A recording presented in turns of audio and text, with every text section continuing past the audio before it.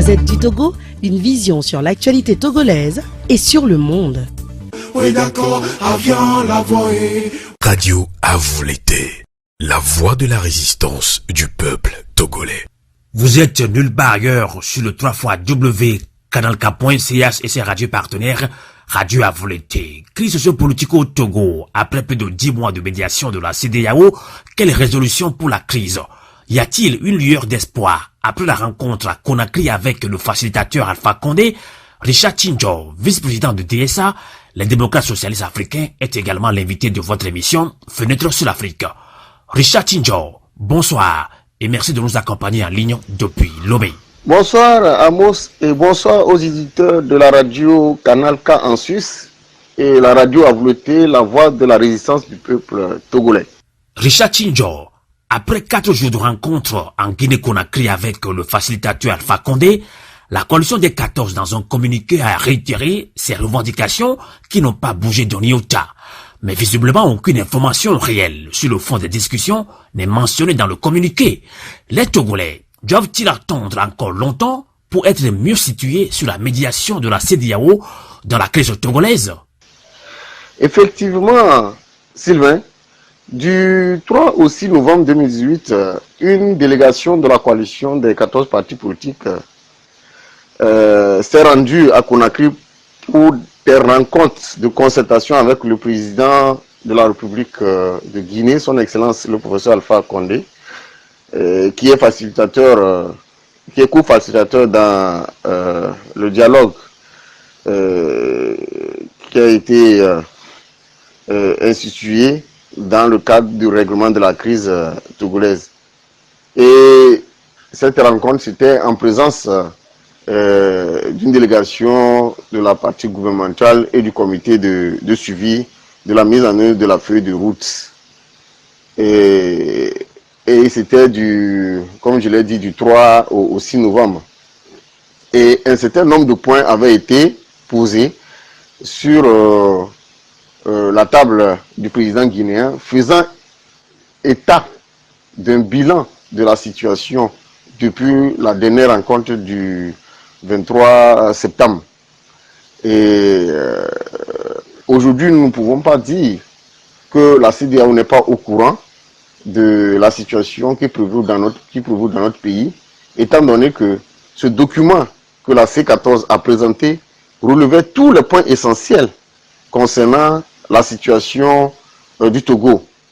Entre autres, les engagements pris par le gouvernement togolais pour la libération des personnes encore en détention, la question de la recomposition paritaire de la CENI et ses implications, la question de l'affinement du chronogramme électoral par la nouvelle CENI inclusive, en particulier la reprogrammation du recensement, parce que vous êtes en savoir que avec l'appel au boycott du recensement unilatéral organisé par le régime RPT uni, a fait que beaucoup de personnes ne sont pas enregistrées dû au fait que ce recensement ne remplissait pas les conditions requises pour l'organisation d'une bonne élection. Et donc, entre autres points aussi soulevés, c'était la question du chronogramme des réformes constitutionnelles et institutionnelles. Et la question du consensus sur la présidence de la CENI, et la composition équilibrée des démembrements de la CENI et de la CELI et ces démembrements, et l'abandon de la présidence de la CELI par les magistrats escalité, parce que cette situation étant aussi une situation incongrue, qui balise la voie à la fraude, l'élaboration d'un programme électoral consensuel par la CENI, c'est-à-dire la nouvelle version de la CENI, pas celle que nous connaissons aujourd'hui, avec l'appui des experts qui sont là, la question du découpage électoral. Bon, un certain nombre, beaucoup de points ont été soulevés. Et donc, le président guinéen était vraiment satisfait des échanges qui se sont déroulés entre les leaders. Et il faut reconnaître qu'il y a eu certaines informations qui ne sont pas, certaines informations qui ne sont pas parvenues au président, selon les comptes rendus que nous avons eus. Et ceci n'est pas la faute de la C14 parce que la C14 a toujours envoyer des informations, faire des rapports sur la situation politique que nous vivons. Bon, comme vous connaissez très bien le régime qui use de tous les moyens possibles pour empêcher que les informations soient remontées, cette occasion a été quand même une chance pour la coalition de présenter la situation au président guinéen qui a marqué l'entière satisfaction, mais a demandé prendre attache avec le président ghanéen pour que un certain nombre de points soient réglés aussi rapidement possible. Et je pense que c'est dans cette optique que vous avez appris déjà hier que la question de la CENI paritaire a été réglée. Donc ça veut dire que tous ces points qui ont été présentés au président le président guinéen, ils vont l'analyser, ils vont essayer de voir ce qu'ils pourront faire pour que nous puissions trouver un terrain d'entente afin de sortir définitivement de cette crise. Et ils ont promis, entre autres, réenvoyer un compte rendu des échanges qu'ils ont eus entre les protagonistes. Je veux parler de la C14 et le gouvernement. Et c'est sur cette base-là que nous attendons communiquer davantage, parce que nous ne voulons pas communiquer sur des choses qui ne sont pas, qui iront peut-être en déphasage avec le contenu du compte rendu.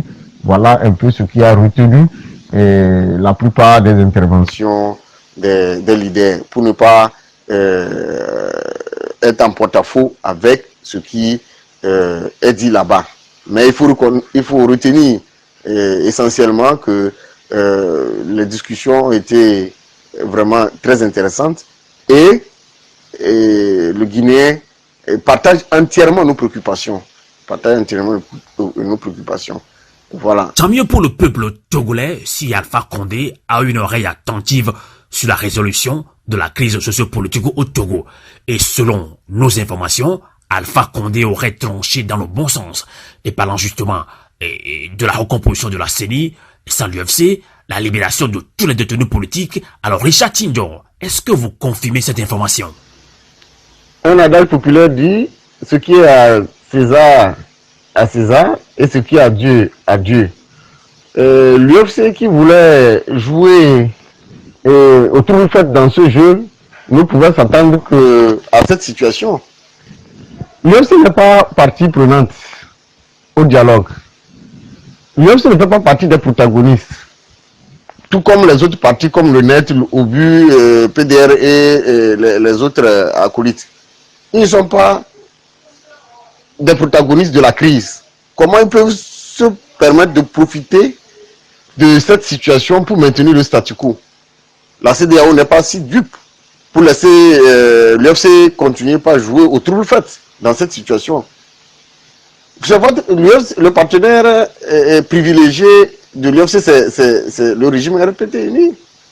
Donc s'il fallait avoir un siège et se maintenir à la CENI, c'était au parti au pouvoir de lui accorder cette chance. Si le parti au pouvoir ne lui a pas accordé cette chance, parce qu'il estime qu'à un moment donné, il a trouvé que ce n'était pas normal que le président continue par nouer l'envie de rester éternellement au pouvoir, et que si cela doit valoir une sanction dans leur partenariat, ce n'est pas vers nous qu'il devait tourner pour chercher la solution. La C14 ne va pas constituer un bouclier pour l'UFC.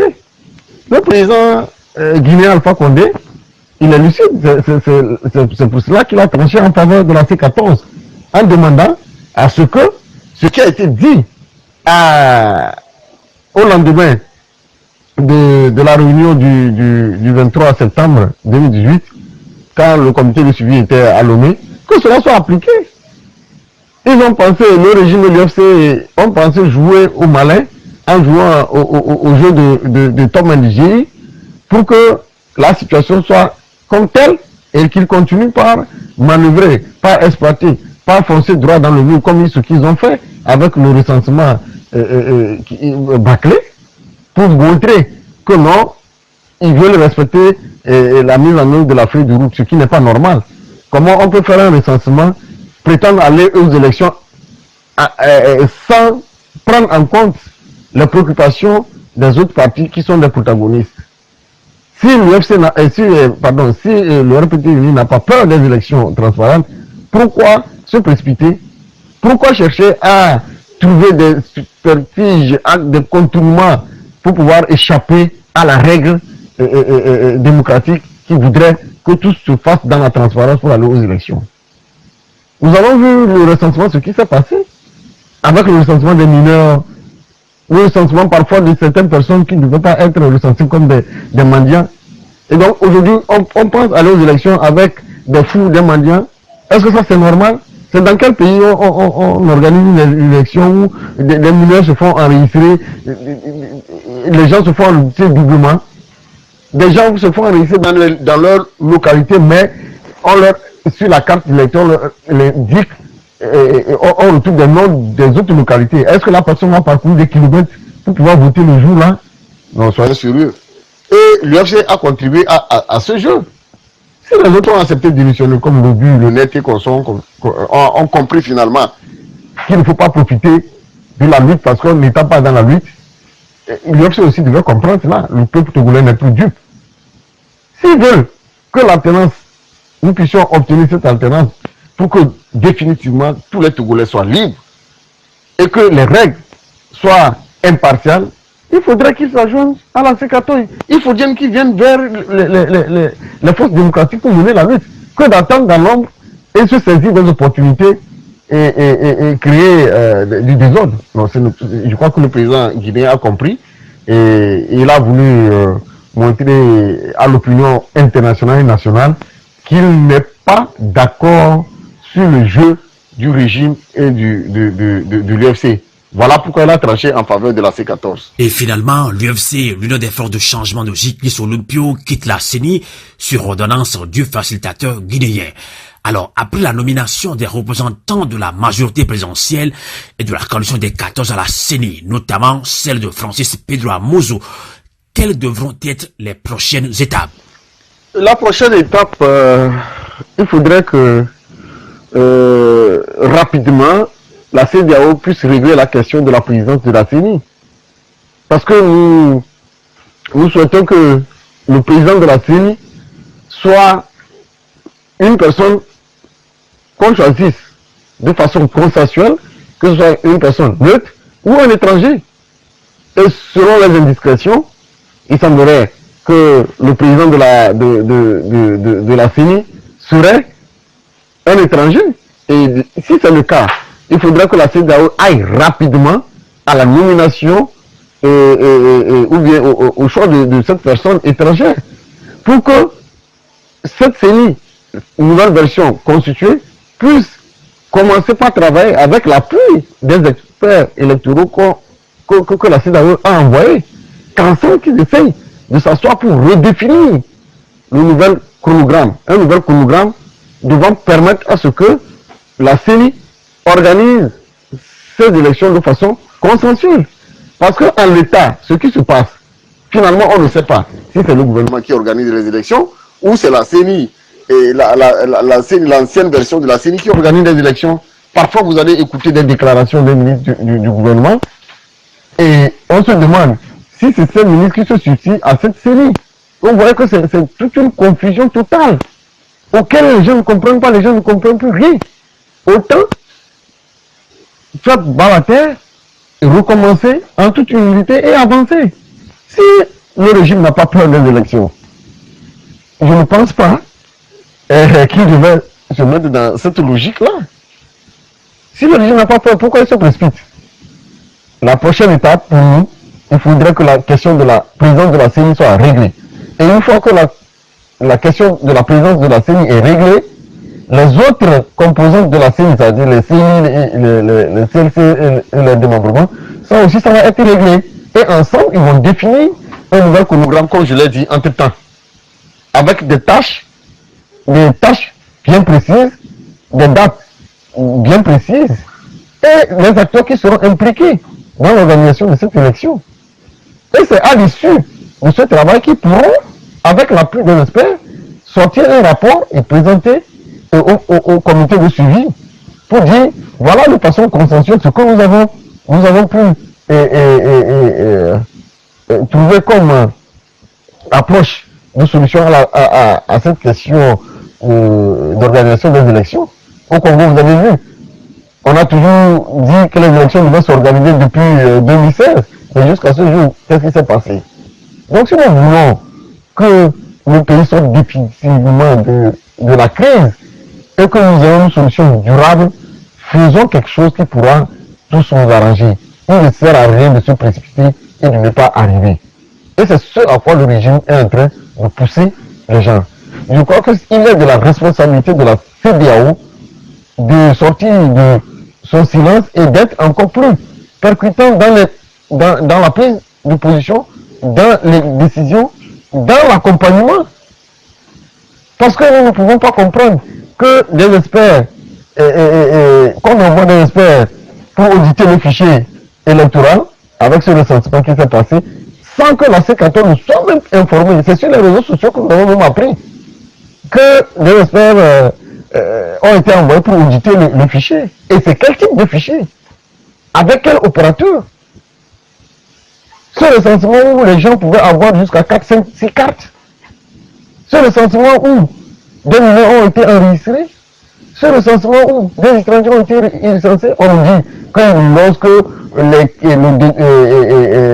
ils feront la mise à jour en sortant les doublons, on pourra enlever ces doublons et consorts. Est-ce que la machine pourrait facilement reconnaître les mineurs qui ont été recensés? Les mendiants qui ont été recensés? Si les réseaux sociaux n'avaient pas permis à ce qu'on détecte les mendiants des fous dedans, pour qu'ils puissent eux-mêmes facilement, qu'ils puissent facilement les retrouver dans la base de données et les supprimer, est-ce qu'il s'il n'y avait pas eu ce travail-là, est-ce qu'il était capable de reconnaître, l'appareil était capable de reconnaître ces mineurs, ces mendiants, ces fous, dans la liste, là, et les sorties? Il ne faut pas qu'on prenne des Togolais pour des insensés. Que le régime fasse quelque chose de bien pour qu'ensemble nous sortons définitivement. Parce qu'on a même l'impression que cette crise-là profite à certains du régime. Sinon, pourquoi continuer toujours pas maintenir le statu quo? Pourquoi continuer toujours pas maintenir une situation qui est difficile à régler? Si cette crise ne profite pas à certaines personnes, je crois que si le président voudrait que nous puissions définitivement trouver une solution durable, que lui aussi se prononce, qu'il essaye de parler à ses ministres, qu'il leur donne des instructions claires. Lui-même ne serait pas heureux qu'on organise une élection unilatérale, que ce soit seulement le RPT uni et quelques acolytes, quelques satellites là, aillent aux élections et qu'on dise que voilà, le régime a gagné les élections. Quelle élection? Quel type d'élection? Avec quel concurrent? On ne peut pas organiser un match de football où l'adversaire a à lui seul l'arbitre central, les deux arbitres de touche et concède l'arbitre de table à son adversaire et demande à ce qu'il joue ce match. Ce n'est pas possible. Ça montre déjà qu'il y aura un déséquilibre. Si le jeu veut être transparent, si on voudrait que ce soit un jeu transparent, alors posons les règles de base de transparence pour que tout le monde aille à ces élections en toute tranquillité et que la paix sociale revienne au pays. Dans le cas contraire, ils seront obligés d'aller aux élections seuls. De toutes les façons, les Togolais, c'est aux Togolais de prendre conscience. Ceux qui veulent entériner la situation de mauvaise gouvernance dans laquelle nous vivons, qu'ils entérinent avec ces élections de 20 décembre. Si nous devons tous et subir, nous allons tous subir. Mais si le Togolais est conscient, je crois que c'est l'heure de dire la vérité à ce régime. Et pour bon nombre de Togolais, dire la vérité à Faure Gnassingbé, c'est de le dire de quitter le pouvoir. Et le slogan est clair, Faure Masco. Écoutez Richard Tinjo, une CENI paritaire, chaque parti choisissant ses représentants et la présidente de la CENI confiée à un étranger. Alors, sévère raclée pour unir, doit-on dire? Je crois que c'est des raclées que le régime a eu, étant donné qu'ils n'ont jamais pensé que la CENI paritaire devait leur être imposée de gré ou de force. Maintenant, ce qui nous préoccupe, c'est que la présidente de la CENI qui serait confiée à un étranger soit rapidement réglée pour que les membres commencent le travail. Aujourd'hui, si le régime n'a pas peur des élections, pourquoi il devait se précipiter pour lancer l'ouverture des dépôts de candidature et autres? C'est parce qu'ils ont peur de perdre les élections qu'ils le font. Nous estimons que nous ne pouvons pas nous inscrire dans cette logique d'une organisation bancale des élections. Pour dire quoi? Nous avons posé un certain nombre de points. Les grands points qui ont été nos préoccupations, c'est la question des mesures d'apaisement qui ne sont pas réglées jusqu'à ce jour. Et chaque jour, le régime ne cesse de commettre des actions sur les populations. Ce qui se passe à Sokodé, ce qui se passe dans les villes, les arrestations par ici et par là, parfois des histoires à donner debout, que le régime, que certains exploitent pour martyriser leurs frères. Il y a une histoire d'un militant de l'opposition dans la préfecture de Bassar, plus précisément dans le canton de Kabou, parce qu'il a dû faire un audio appelant au boycott du recensement unilatéral organisé par le régime. Mais le jeune a été interpellé, envoyé en prison. Et c'est maintenant lors de son interprétation qu'on lui fait notifier d'autres charges. On lui fait voir que non, voilà ce pourquoi vous t'avez arrêté. Alors que quand on l'avait interpellé, on lui disait c'est parce que vous avez fait cet audio en appelant au boycott qu'on t'a arrêté. Mais quand le jeune homme, Dioraye, c'est son nom, Dioraye Alassane Fattah, a essayé de se défendre, ils ont trouvé qu'il a fait un autre audio appelant les sorciers à résoudre le problème de la crise togolaise, parce que nous, les humains, avons déjà obtenu la feuille de route. Il faudrait que les sorciers aussi aillent régler leurs problèmes au régime. Et une fois qu'ils auraient fini, qu'ils reviennent régler le problème avec l'opposition. Juste pour amuser la galerie, un audio juste pour amuser la galerie, Fattah a été envoyé en prison parce que c'est un militant combatif, un militant qui se bat pour la liberté du peuple. Il faut passer par d'autres moyens pour l'envoyer en prison. Le cas du représentant de l'UFC, Akara, qui a été molesté à mort. Est-ce que ça, dans ces conditions, on peut aller aux élections dans ces conditions? La ville de Sokodé, qui a été martyrisée et qui continue de subir, les populations vivent dans une psychose générale chaque jour. Comment on peut aller à ces élections dans ces conditions? Est-ce que nous voulons véritablement que le pays sorte de la crise? Ce n'est pas parce qu'on détient les moyens de l'État, la force publique, qu'il faut réprimander, qu'il faut exploiter, qu'il faut intimider, violenter son peuple. Qui dit non à l'injustice, qui dit non, ça suffit. La même famille ne peut pas gouverner plus de 50 ans la nation, alors que nous sommes tous des Togolais, nous avons droit à diriger ce pays. Vous voyez, dans ces conditions, comment les gens peuvent aller à ces élections, sans compter les réformes qu'on leur demande de faire, qu'ils refusent de faire, qu'ils refusent d'exécuter. La feuille de route qui a été donnée, ils refusent d'exécuter. Donc nous pouvons même dire, dans cette feuille de route, la seule chose qui a été exécutée, c'est cette CENI paritaire. Sur tout ce qui a été dit, c'est la question de la CENI paritaire qui a été réglée. À ce jour, c'est comme ça que nous pouvons évaluer. Soyons sérieux. Dans ces conditions, où est-ce que nous allons? Le 20 décembre, où nous allons? Est-ce que ce 20 décembre-là nous permettra de régler définitivement la question de la crise togolaise? Il faudrait quand même que nous fassions appel à notre intelligence, à notre bon sens, à notre sens d'humanisme, pour permettre à ce que nous puissions, une fois pour de bon, accepter qu'on construise ensemble ce pays-là. Qu'on le veuille ou non, nous sommes condamnés à vivre ensemble sur la terre de nos aïeux et à construire cette terre-là. Richard Tchindjor, quoi qu'on dise, la CEDEAO, dans cette crise, ne détourne pas son attention de l'option élection. Alors selon vous, est-ce la solution idéale? Peut-on aller à ces élections, Amos, dans ces conditions de torture, de psychose générale? Je parlais entre-temps du militant de l'ANC, Akara. Excusez-moi, c'est un lapsus, c'est pas un militant de l'UFC, mais plutôt de l'ANC. Et M. Passou, Akara, qui a été molesté presque à mort. Ceux de Tchamba, d'autres militants de l'opposition dans les préfectures. Ce n'est pas simplement ce codé Mango, Mango et Chamba qui sont martyrisés. Par exemple, à Kara est devenu un no-man's land. Personne ne peut rentrer là-bas, organiser un meeting de l'opposition, une réunion. Personne. Et cela ne dit rien. Comment on peut organiser des élections dans ces conditions-là? À Kara, vous ne pouvez même pas accéder. Même organiser une petite réunion de l'opposition dans votre maison, vous êtes sous menace. Des milices qui circulent à visage et découvert, on ne leur dit absolument rien. Et on envoie des innocents en prison.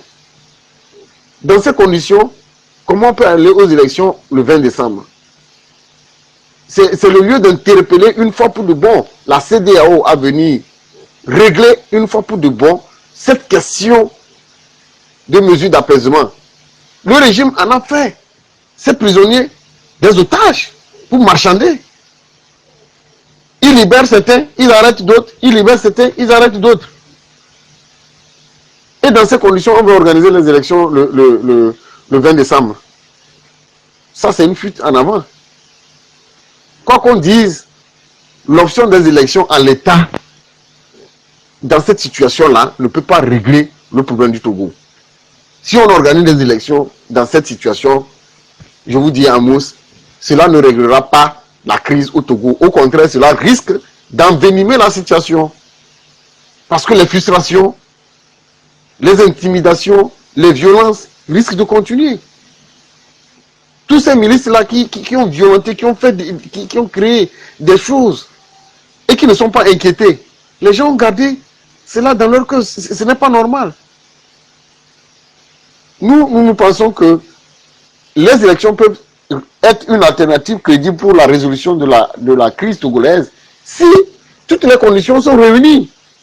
Si on s'entend et qu'on organise les choses de façon consensuelle, la crise va être réglée.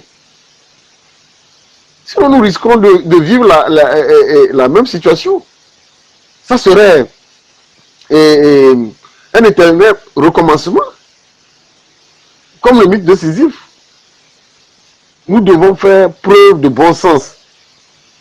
J'en appelle à la conscience de tous ces leaders ou bien ces autorités du régime de faire table rase et de faire appel à leur bon sens pour organiser les élections, pour aider à ce que les élections soient organisées dans le pays de manière consensuelle. Quand le président de la République disait la solution se trouve dans leur camp, lors de leur congrès à Tchévier, il avait raison. Si aujourd'hui, eux-mêmes, ils décident de régler cette crise, cela va être réglé à la minute. C'est pour ça, en tout temps, je disais que j'ai l'impression que la crise là profite à certaines personnes du régime. Et il faut maintenir le climat de tension pour continuer par exploiter le peuple. Et cette façon de faire n'est pas de nature à garantir la sécurité des citoyens. La CEDEAO a retourné le train du ministre Bawara à la gare. Seulement, c'est qu'il force à démarrer le train là. Ils sont en train de forcer à démarrer le train. Puisqu'en démarrant le train qui a refusé, ce train vieux de plus de 50 ans, en forçant à démarrer ce train-là, ce train risque encore de s'arrêter. Parce que les pièces de rechange ne sont pas arrivées. Il faudrait que nous comprenions que le Togo nous appartient et que nous sommes des fils et filles d'une même nation. Nous avons obligation de construire notre nation main dans la main en se faisant confiance. Sinon, la crise de confiance risque de s'agrandir. Plus la crise de confiance s'agrandit, plus s'installe le climat de méfiance. Nous voulons que tous les Togolais et toutes les Togolaises soient en sécurité chez eux. Il faudrait que ces garanties-là soient données par le régime. Ça, c'est pas normal. Donc, il faudrait que chacun mette de l'eau dans son vin. Parlons toujours de la médiation de la CEDEAO. Justement, pour une deuxième fois consécutive, la CEDEAO retourne le train de Bawara à la gare. Est-ce à cause des critiques sévères à son endroit? Ah, écoutez, Amos, je ne dirais pas que c'est la deuxième fois consécutive que la CEDEAO retourne le train du ministre Bawara à la gare. Non, non, je ne le dirais pas comme ça. Ce n'est pas le fait que la CEDEAO a peur des critiques sévères à son endroit qu'elle demande à ce régime de revoir la mise en œuvre de la feuille de route. C'est une question de bon sens. C'est une question de bon sens. Des êtres doués de raison ne peuvent qu'agir dans le sens du bon sens. On ne peut pas comprendre qu'une feuille de route a été donnée au protagoniste et que l'acteur principal, l'acteur qui est à la base de cette crise, ici que je vais nommer le régime, ne soit pas en mesure de respecter sa parole. C'est ce que ce régime nous a fait vivre. Lorsqu'il s'était agi de l'accord politique global de 2006, c'était la même chose. Ils n'ont pas pu respecter l'accord politique global. Et ils sont dans le double, ils veulent jouer le double jeu de ce qu'ils avaient fait par le passé avec la mise en œuvre de la feuille de route. Donc, dans ce cas, la CEDEAO ne peut que demander à ce que le gouvernement respecte sa parole. Ici, la coalition a tout donné. La coalition a montré l'ouverture d'esprit. La coalition a montré qu'elle est capable de faire avancer les choses pour que nous trouvions une solution. Malheureusement, le régime est dans un schéma de fuite en avant où il refuse de mettre en œuvre la feuille de route. Il crée des conditions difficiles de mise en œuvre de cette feuille de route et pour donner l'impression à la communauté internationale comme si c'était la coalition des 14 partis politiques qui ne voudraient pas que les choses avancent. Ce n'est pas vraiment honnête de leur part. Est-ce qu'on a besoin de passer par 1000 chemins pour régler cette question de mise en œuvre de feuille de route? Quand il s'était agi de troupatuer la Constitution pour mettre en place pour que pour mettre en place leur champion à la tête de l'État, c'était une question de minutes. Pourquoi la question qui est logique, plein de bon sens, on ne peut pas respecter cela? Est-ce qu'on a besoin de passer des décennies, des années, des mois pour pouvoir régler la question de mise en œuvre de la feuille de route? Cela relève de la mauvaise foi. C'est la mauvaise foi du régime qui fait que la crise continue pas à perdurer. Et la CEDEAO a compris finalement qu'elle a affaire à un régime têtu, qui ne veut pas faire des concessions, qui veut toujours mettre tout en œuvre pour conserver le pouvoir et ne pas le partager. Et en l'état, qu'est-ce que c'est la population qui s'en sort perdante? C'est la population qui subit. Donc je crois que la CEDEAO est en train de jouer son rôle, mais nous estimons qu'elle doit faire davantage, qu'elle doit faire plus.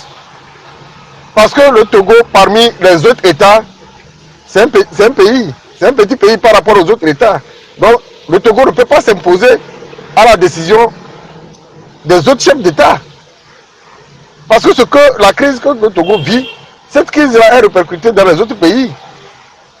Les partenaires qui devaient arriver ici investir pour que nous puissions décoller sur le plan économique, sur le plan social et culturel et autres, ces mêmes partenaires se plaignent que cette crise-là ne leur assure pas, ça ne leur garantit absolument rien. Or, pour tourner les affaires dans un espace, il faut la sécurité, il faut la paix. Mais en l'état, lorsque tout le monde vit un état de psychose, ça ne peut pas rassurer les gens. En tout cas, vous avez vu un article circulé où on demandait aux Allemands de prendre leurs dispositions dans le pays parce que la crise telle qu'elle se présente là, il ne faut pas que les gens se retrouvent dans des situations inconfortables. Mais le Togo ne peut pas continuer par agir à un élève qui ne veut pas respecter les principes fondamentaux de la démocratie. Et si c'est le cas, la CEDEAO doit jouer son rôle. Au lieu d'être une CEDEAO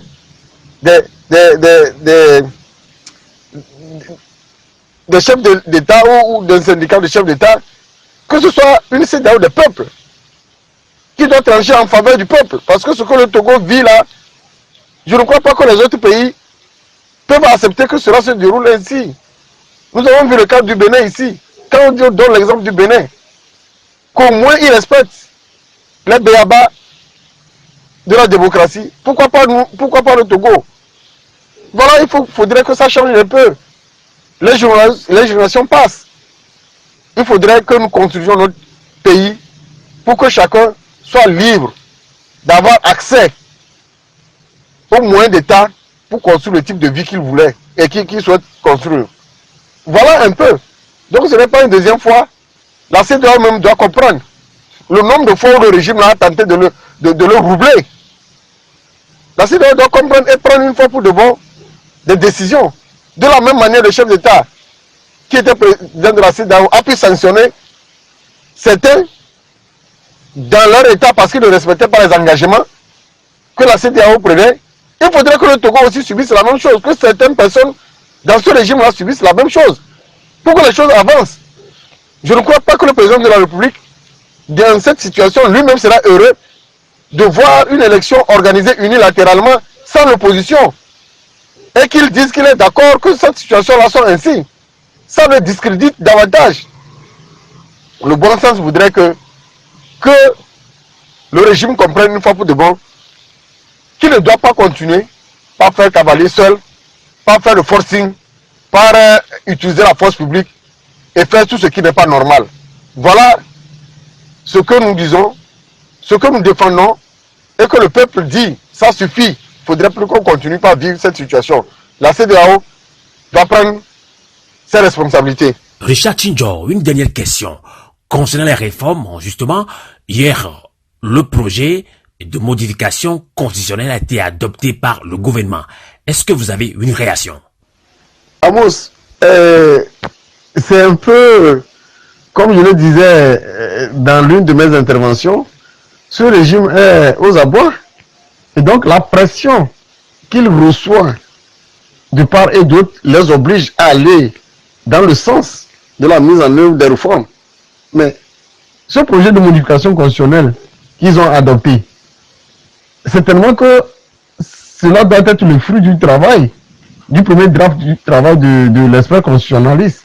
Pourtant, le monsieur était venu rencontrer la C14. Nous avons échangé, nous avons soulevé un certain nombre de préoccupations. Et nous, normalement, nous devons être aussi, nous sommes censés avoir le premier draft de son travail pour voir des éléments qui devraient être pris en compte. Oui, on parle de la limitation du mandat présidentiel, le mode de scrutin à 2 tours. Et la mention en aucun cas, qu'est-ce qu'on en fait? La mention en aucun cas, qu'est-ce qu'on en fait? Le vote de la diaspora, qu'est-ce qu'on en fait? Nous avons exigé plusieurs points concernant les réformes constitutionnelles. Les éléments à intégrer, à prendre encore, en se référant à la Constitution de 1992. Est-ce que cela veut dire qu'on prend les quelques éléments pour juste bluffer les gens et faire croire que voilà, nous sommes en train de mettre en œuvre le point de la feuille de route, ou bien il y a une véritable volonté d'aller de l'avant. Tout ce qui se fait là, cela prête à confusion. Il y a une feuille de route qui est bien dessinée et que les facilitateurs ont recommandé à l'expert constitutionnaliste à prendre la tâche à la petite prenante pour faire son travail. Et ça dit que c'est les conclusions des travaux de l'expert constitutionnaliste qui sont en train d'intégrer dans le projet de modification constitutionnelle, ou bien cela vient de leur propre volonté de le faire ainsi. Pour le moment, c'est le wait and see. Nous, à notre niveau, c'est le wait and see. On continue par observer et on verra bien ce que cela va donner. De toutes les façons, ils ne peuvent pas le faire avec pour objectif le 20 décembre. Si c'est par rapport à cela qu'ils le font, nous disons qu'ils se sont trompés. il faut que cette Cour constitutionnelle soit réformée. Les membres de la Cour constitutionnelle, là, eux aussi, on doit revoir. Est-ce que nous allons aller aux élections avec cette Cour constitutionnelle en l'état, qui a déjà un parti pris par rapport à tout ce qui se fait? Ou bien c'est une nouvelle Cour constitutionnelle qui va travailler à valider les élections qui seront faites de façon consensuelle? C'est là la question que tous nous posons.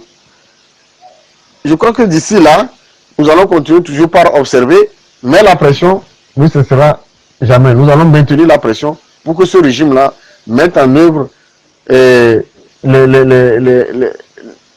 réformes essentielles, que ce soit constitutionnelles, institutionnelles et électorales, que le peuple a exigé pour le bonheur de nous tous. Richard Tchindjor, quel serait votre mot de fin dans cette émission face à cette crise politique qui perdure? Merci Sylvain Amos de la radio Avouleté, la voix de la résistance du peuple togolais. Merci aux éditeurs de la radio Canal K en Suisse. Merci à la diaspora togolaise et au peuple togolais toujours debout.